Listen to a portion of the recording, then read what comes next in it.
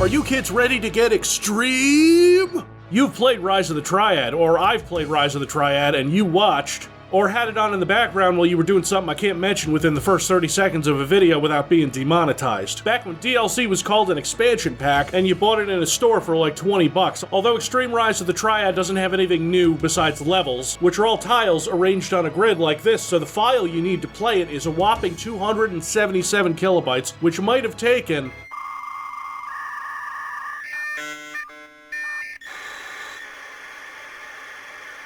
would have taken just over a minute on a 28.8K modem to download Extreme Rise of the Triad. However, it came on a CD full of goodies like a random level generator, and then in September of 2000, Extreme Rise of the Triad would be released for free on the 3D Realms website, though it's still considered to be somewhat obscure. The new levels were designed by Tom Hall and Joe Siegler, and if you are either Tom Hall or Joe Siegler, stop watching now. Are they gone? Okay, so Tom Hall and Joe Siegler created what I consider to be a virtual violation of the Geneva Convention with Extreme Rise of the Triad. And I understand there are flaws in the original game, I still love it. Here's the thing, Extreme Rot is one of the hardest goddamn things I've ever played for this channel. It is an escalating series of saw traps written onto a CD-ROM and released to the unsuspecting public. As an expansion, you'd think, oh, a new episode. Nope. It's 4 new episodes. It's actually more levels than were included in the original game unless you count the multiplayer-only levels, which themselves were a novelty back in the day. I want to refresh everyone's memory on Rise of the Triad. I did that video over a year ago. How time flies when you're trying to balance playing completely unheard of Slavjank and one of the 8,000 constant requests I get, but we already did Half-Life, kids, and then Redneck Rampage, so we're back to the weird shit. So you guys need to remember some of Rise of the Triad's basic mechanics and enemies. You have infinite bullets, you have a pistol, then 2 pistols, then an MP40, and after that, your 4th weapon slot can be used to swap out a variety of cool-ass missile weapons that kill things good. From your basic bazooka, the helpful heat seeker, your devastating drunk missile, fearsome flame wall, saintly split missile, the exemplary Excalibat, the dominating dark staff, and the undisputed king of carnage spelled with a K, the absurd, the ludicrous firebomb. Always take the firebomb. Aside from low guards, lightning guards that sometimes have a secret missile weapon, and bulletproof robots, there's a few enemies you're going to see a lot of in Extreme Rot. The monks, mostly the Deathfire monks that shoot nasty fireballs at you, the Ballistacraft, the robots you can't even kill, and our old friends, you know 'em, you hate 'em, the Triad Enforcers.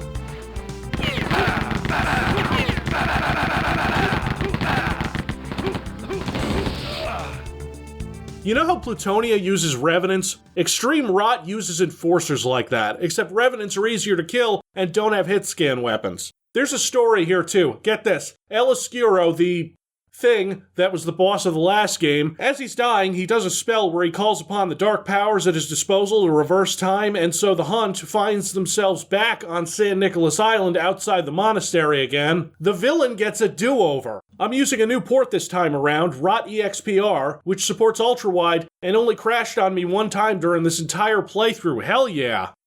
A tomb with a view. The very first level doesn't even wait to throw the endgame enemies at you, and the level is surrounded by sky tiles so you could get an instant death by touching them. This will be a recurring theme throughout. Here's what most of this level is like.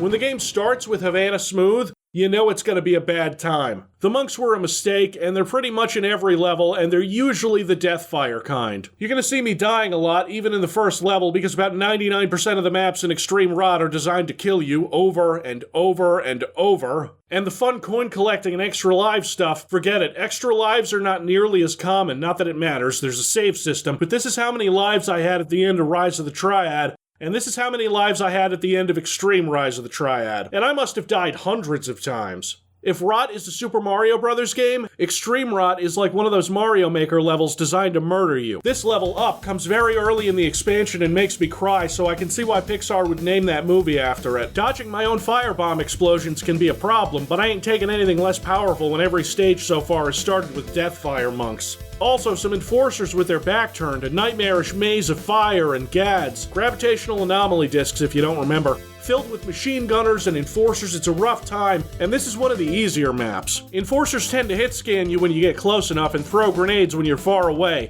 so if you don't have a missile weapon to kill them quickly, keep as far away from them as possible because they don't get stun locked like all the other enemies. So in this map, you're dealing with them in tight corners. One thing you'll want to do is to line up enforcers or monks so that they'll try to shoot fireballs or grenades at you, but they'll hit their friend in front or take splash damage from their own attack. This is a vital tool for surviving Extreme Rot. This, I don't know what's going on here or why these... what?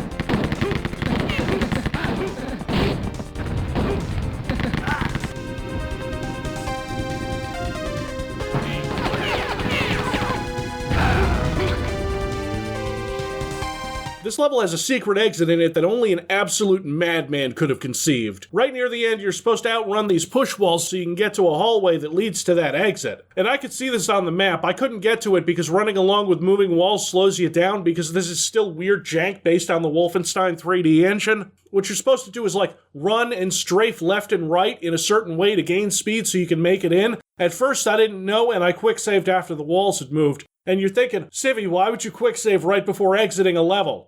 Oh, you'll see. So I restarted the level with nothing, which is actually really shitty because I lost my MP40 and none of these guys were dropping one. Back to the secret exit. Okay, Katie, how many times did I die attempting this? I didn't know the strafing thing at first. I couldn't really guess that. I had to look it up. But what's beyond that one wall? That's right. We're doing rocket jumping over 2 ballista craft, one of which doesn't want to move out of the way of the exit door. That's fine. We're getting to the secret level.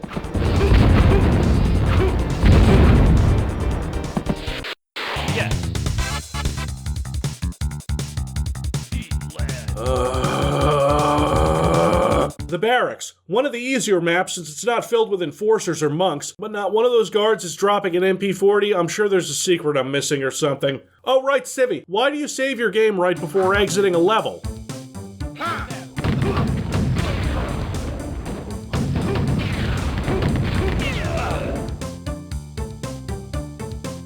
Oh yeah, the floor is lava, and I've got a flight power-up. Unfortunately, the walls are also lava. It's about here where Extreme Rot gets really extreme, where you need to keep picking up asbestos armor because most of the rooms are as hospitable to humans as the surface of the sun.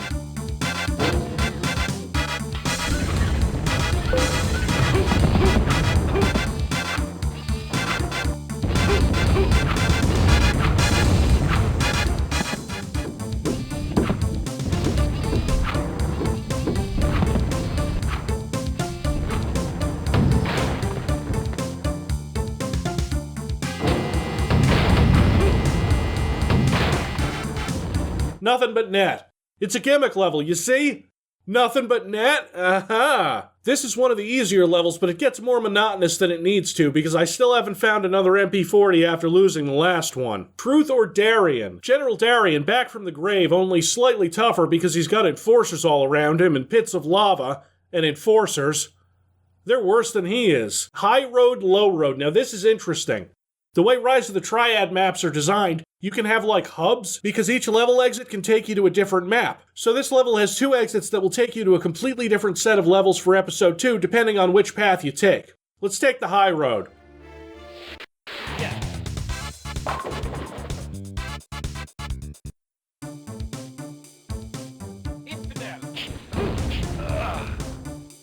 Let's take the low road.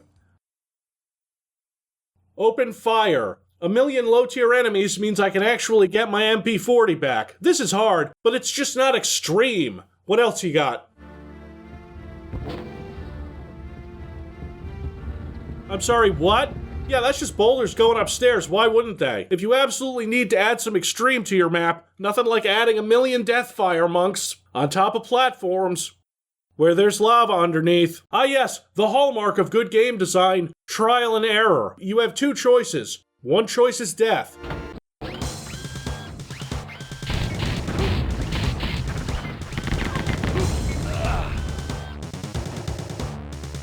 This is a good way for me to introduce the Oscurovators. They're like elevators, but they teleport you, so they're like honest rot elevators. Crisscross is the boss level. Eat lead.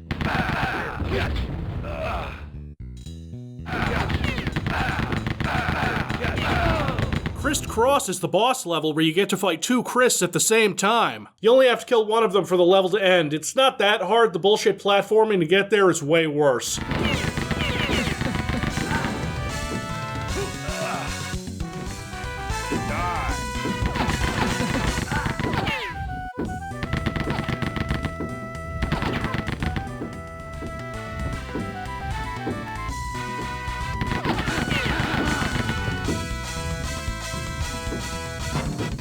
You still have to survive the other Chris as the first one is dying. Also, bring a missile weapon from the last level because they don't give you one in overview right away because they hate you. Surprise! It's all monks again! Until the end when it just throws a ballista craft and a god mode power up in front of the exit. However, behind one of these walls that burns is a secret exit. Full of monks, you've got god mode, nothing can touch you, but I'm getting real tired of the monks. It's all monks again! It's all monks again! Sky tunnels. There's a reason this is the one map that made it into my "Look how bullshit Extreme Rise of the Triad is" clip from a previous video.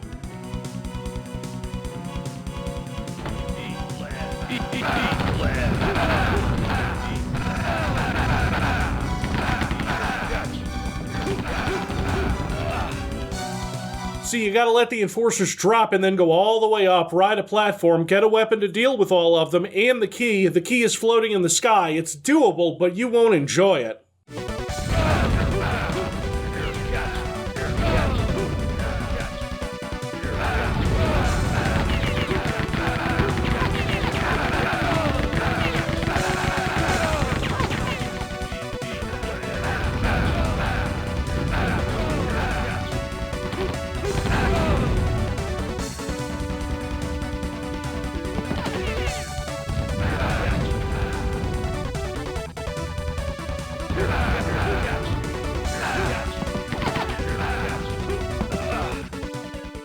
You know what? I think this is too extreme. Maybe you guys can do better. I thought about covering Extreme Rise of the Triad whenever 3D Realms released that new port that's going to be coming out, but I realized if I showed people this, it wouldn't be doing them any favors.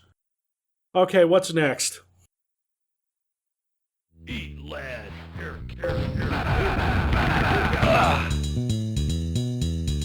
So immediately strafe left to get an asbestos armor in this level because killing the player almost instantly has gone from a novelty to the norm. You guys like platforming? And monks?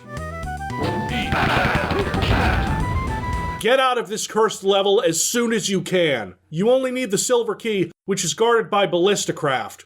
42 of them. That's more than appeared in the entirety of Rise of the Triad, all packed into one room. If you're quick, and you're lucky, you can get out of it. You can go through this obstacle course to get the iron key, which gives you a flame wall so you can deal with all these enforcers, so you can get the gold key, and I don't know, maybe you get the developer pulse in this level. I wouldn't know. I gave up after going in hard to get a secret that completely broke my spirit. To get there, you have to ride on this spinning blade trap, which is very hard to do, right, to land on it properly, and after a few million attempts, I was able to do it. And so that takes you into this room where you have to platform onto a spinning blade again, and again, and again, to get to this secret, which you'd think would be awfully rewarding for how much time and effort and death it takes to get to it. Nah, it's one extra life and a heat seeker.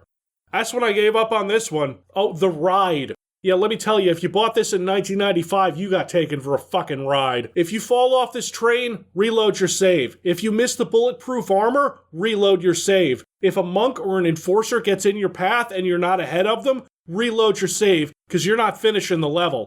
And whatever this absolute chaos is, that I'm amazed didn't crash the engine for how much of a clusterfuck it is.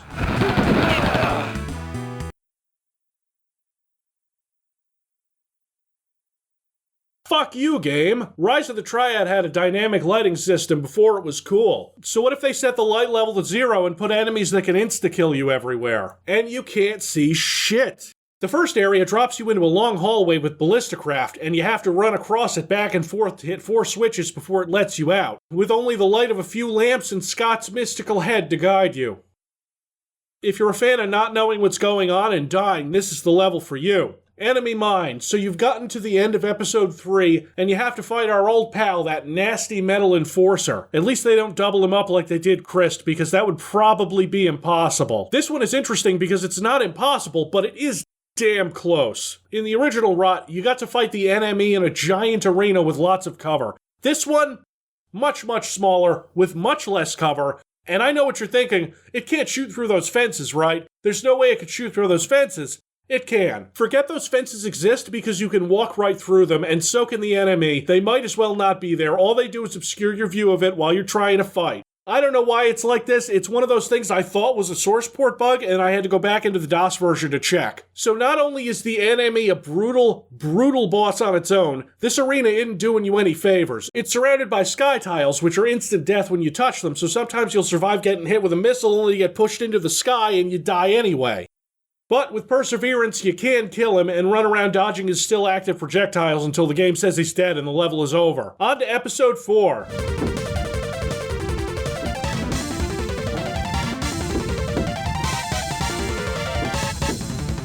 More like halls of fucking enforcers. Now, but like the platforming on single gads while walls are shifting around you, and if you come anywhere near them, they slow you down and fuck up your ability to platform, it's not fun. Thankfully, the secret exit is easy to find. It's not even behind a secret wall, see? There's 3 ballisticraft guarding it, but you can run right past them. But you shouldn't.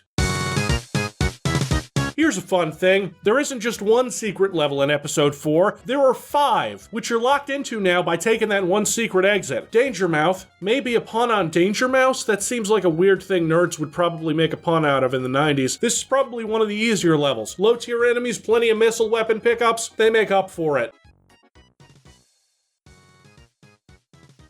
See, because you have to balance yourself and platform between fences.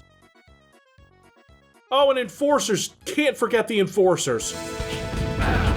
Someone thought platforming over these walls here, the ones that are flat and from certain angles are invisible, that was fine. You guys see all these saves I have? I filled every slot because I had to save, and I had to back up saves in case it did something that would block progress forever, like a wall moved wrong or I angered Tom Hall on Twitter. I'm sorry, Tom. I'll never do it again, Tom. Please.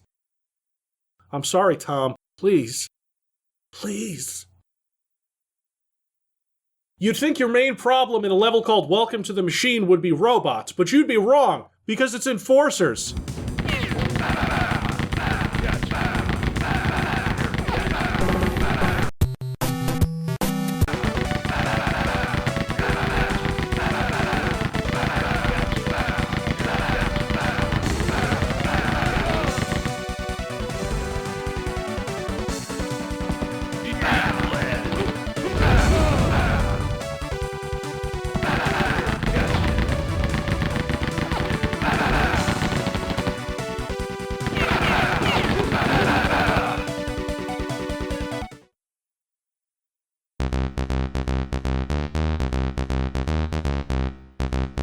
For centuries, mankind has grappled with the question, how many monks is too many?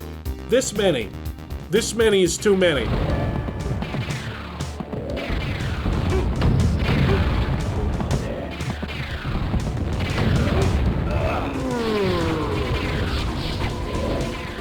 You get a God Mode power-up and you get to run through several armies of monks and enforcers. It's the easiest level because unless you're slow, I don't think you can die.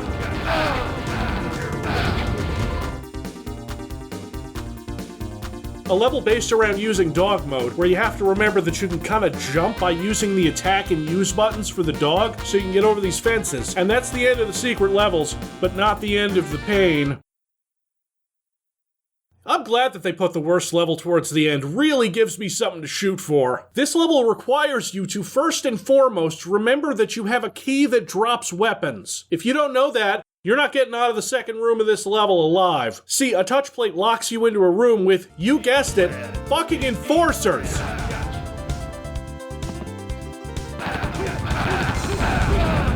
you won't have the ammo to kill all of them before they kill you, which is an interesting problem to have in a game where you have infinite bullets. Now, you have to drag all these weapons into this tiny room so you can resupply mid-fight. There's no hint to tell you to do this as far as I know. It's just something you have to know to do because you're given the option to drop your weapons, a thing you've probably never done in the game before. Not only do you have to drop your weapons, you have to do it in a very specific way and not fall over one of these ledges before getting all the weapons out there because you can't go back up there. I didn't figure this out fast enough, so say goodbye to that MP40 again. Under normal circumstances, this might be the worst part of the map, but these are extreme circumstances. A room full of fireballs and enforcers too, which you have to dodge, hit touch plates to proceed. Grab yourself an asbestos armor over here before getting to the last room.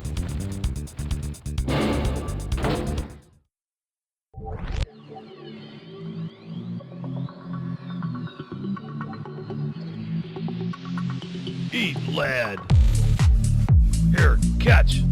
You're toast. Eat lead. Here, catch.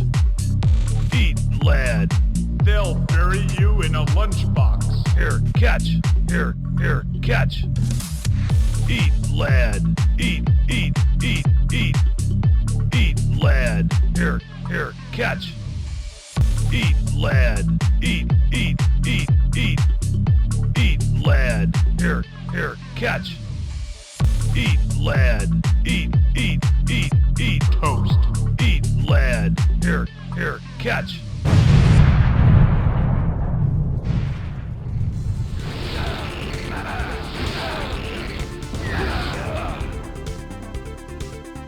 Likely the most infamous part of Extreme Rise of the Triad, but not for the reason you'd think. There's like 25 enforcers here, and I gave up trying to kill all of them, and instead went for the strategy of avoidance after dying a couple dozen times. What you're supposed to do is get these pillars aligned and then run across them to get to the exit. Here's your problem. Only one of the 5 characters you can select at the beginning of the game is able to do that. So if you started the game as any character that isn't Ty Barrett, congratulations, you're fucked. It's possible to grab asbestos armor and rocket jump using the Excalibur to get where you need to go. You know, unless you get too close to these enforcers and they hit scan you to death. But you have to know, before getting locked in this room, that you have to grab the Excalibur, and you have to know that you don't kill all of the fucking enforcers with it. So now's when we break out the cheats, give ourselves flight power up, and run that clip of Tom Hall getting yelled at by Gordon Ramsay. Fucking awful.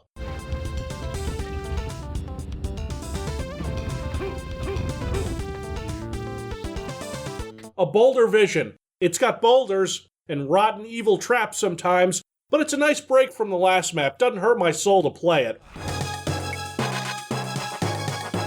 This one's still pretty mean, especially this bit here with all the robots.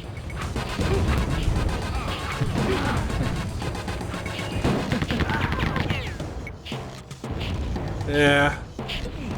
But it's mostly straightforward and keeps you stocked with missile weapons. You have to ride a gad to get out of it, and the path on the left is a death trap. The one on the right is not. It gives you a dog mode power-up to go 10 feet to the exit, so I don't know why. Another map that'll kill you in the first room if you're not quick enough and don't exploit the AI's inability to properly shoot you when you're above them and they're behind a pillar or something. When I was talking about saw traps earlier, I meant shit like this here. You have to grab the gold key, which is here, and you need to use this jump pad, go over the turret that's there behind the fences, get the key, avoid the moving wall of fiery death.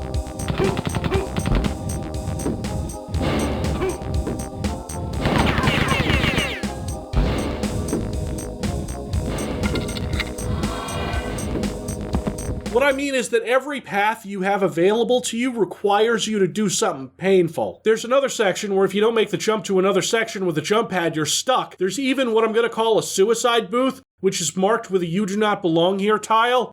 Yeah, that's about right.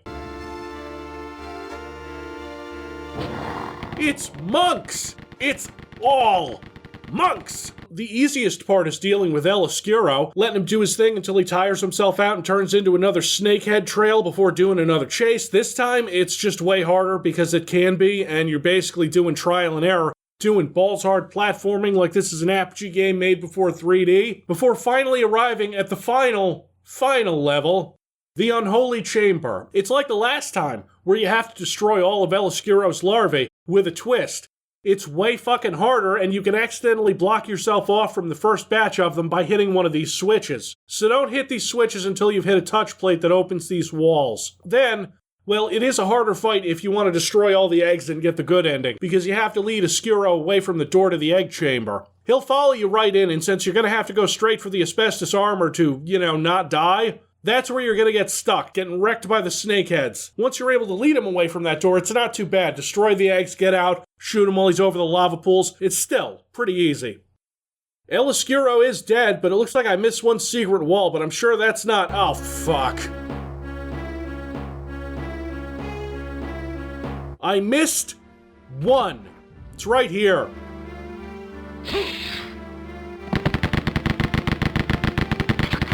Fuck this game. Okay, now that we're done with... Just like in the original Rise of the Triad, we got a few levels that are warp only, like 95 windows. A map with 95 windows that's like a pun on, it's not supposed to be a warp only level, but the secret exit for it is fucked up, so it's a warp only level. It's not even as evil as most of the maps, although the enforcer placement is still leagues away from being okay. I forgot about this one completely, then I had to go back and do a fresh recording of it. It was supposed to be in episode 2, but the secret exit there is bugged. It's short, it has no enforcers or monks, and only one ballista craft. So it feels like a regular rot level. Not bad. I didn't forget about technical ecstasy either, I just didn't have anything to say about it. A joke level with one guard. This is actually the easiest level. Oh yeah, that's the stuff. A bigger, badder version of the vomitorium. Except this one can be beaten, in theory. You're riding a single gad to get to the next area where it's sky tiles and invisible elasto mode pickups that'll send you flying into sky tiles. Until you miraculously make it into the room, which fills with gas? I don't know, I do what the game tells me and I cheat now. Woundless with weapons on, fly mode on, Scott's mystical head collected, touch plate triggered. That's the only time this source port ever crashed on me, so I went and did it in the original DOS version to see what I missed. One room. I don't know why this crashed or what's going on. All I know is that Extreme Rise of the Triad is the ball-breaking Apogee platformer that Apogee never made. It's a lot of cool engine tricks surrounded by razor wire, and you shouldn't play it. No one should play it. I feel bad for even mentioning that it exists, because people are going to find it on Apogee's website and download it in 1 second. You don't think so? Because people went and played Redneck Rampage after the last video, and that game sucks.